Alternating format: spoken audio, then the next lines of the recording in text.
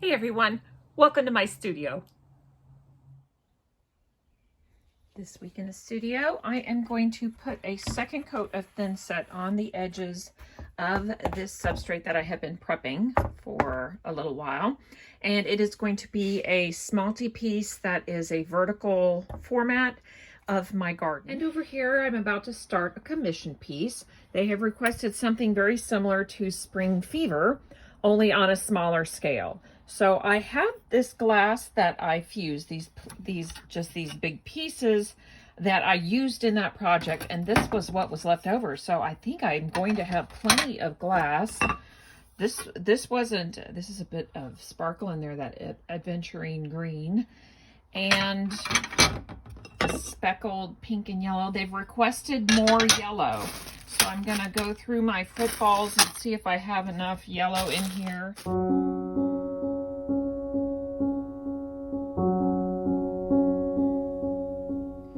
So the first step is I am going to seal this with 50% Weldbond, 50% water.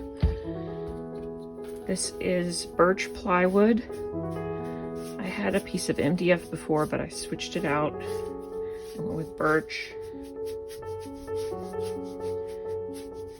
I'm planning on using Weldbond for my adhesive. And so this will help the Weldbond to have better adhesion, and the wood won't be able to suck all the moisture from the Weldbond. That's all there's to it.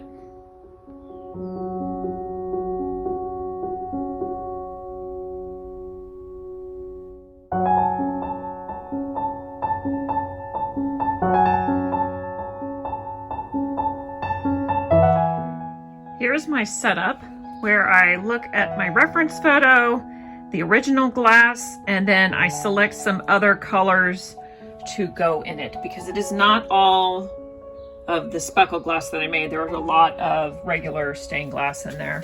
I have already pulled some Yakagani Oceana and some greens, a little bit of brown. I think I need to get some blues, and there is also some blue that matches this.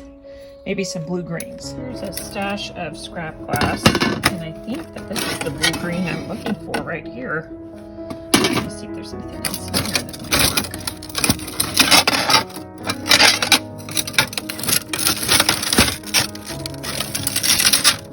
I like the cobalt. Just a little bit of that. There's blue green. Lighter version.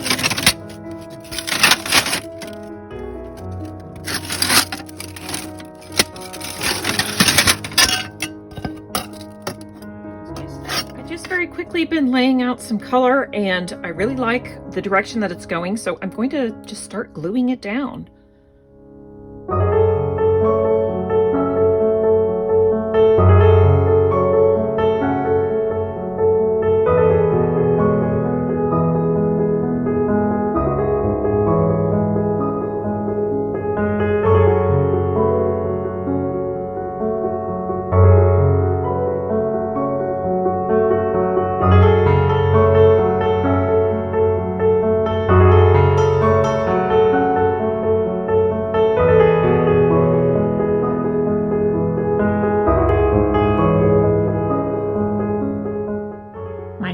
Arrived. I ordered it online, and I'm going to make sure that this fits. It does. It fits perfectly. Oh, I love it. It's going to be great. Now I'm going to take it out and get back to work. I decided I want to make a little bit of progress on this mosaic floral that I'm making for my sister this week.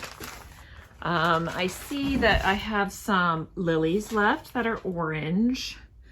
But I don't have enough time to do all those lilies. There's 4 lilies. That would take quite a while. So instead, I think I'm going to do these branches that are coming down. And my key says that they are a blue-green color. So I'm going to do these little fronds of, I'm not even sure what they are, coming down the bottom. That's it. I started making these for my sister's floral mosaic, and then I stopped to count, and I need about, I don't know, 65 of that, like a lot of them. So I'm just going to show how I make them. I sort of just start by cutting the general shape, and then I nip the corners until it's rounder.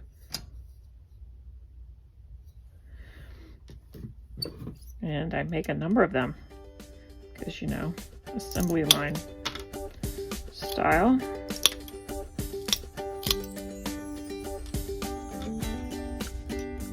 It's always faster.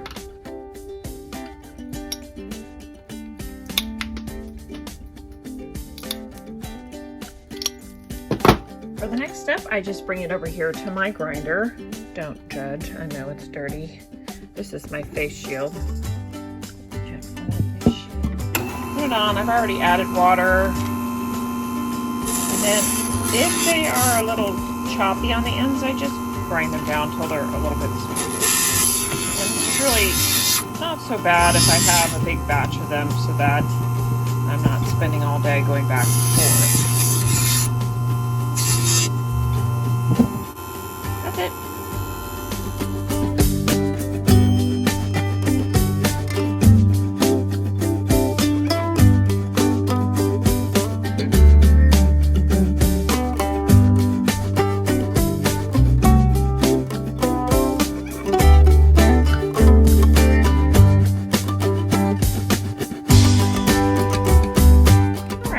Ready to lay all these pieces that I've cut. I probably have to cut quite a bit more. I did want to say that these pieces are quite mottled. Some are light and some are dark.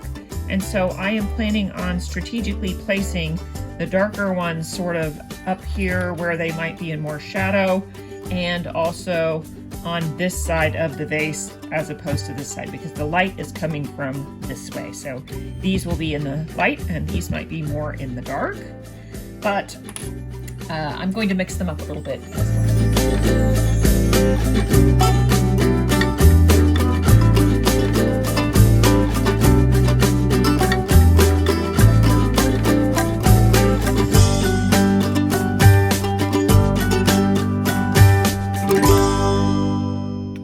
Mosaic has been going pretty quickly so far, mainly because I've just been cutting random pieces and putting them in here.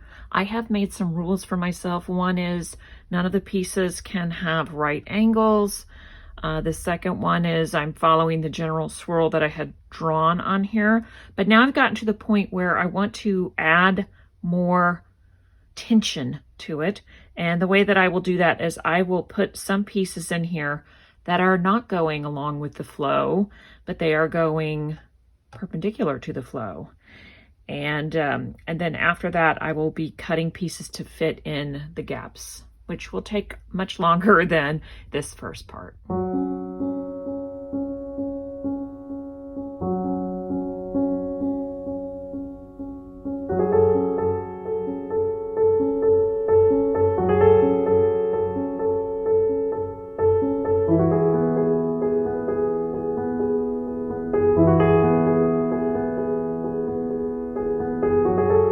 That's putting it together. Thank you so much for watching. We'll see you next time.